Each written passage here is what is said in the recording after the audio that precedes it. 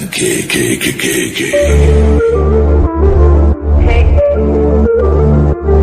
Un elefante muy elegante, la trompa molar, la trompa gigante.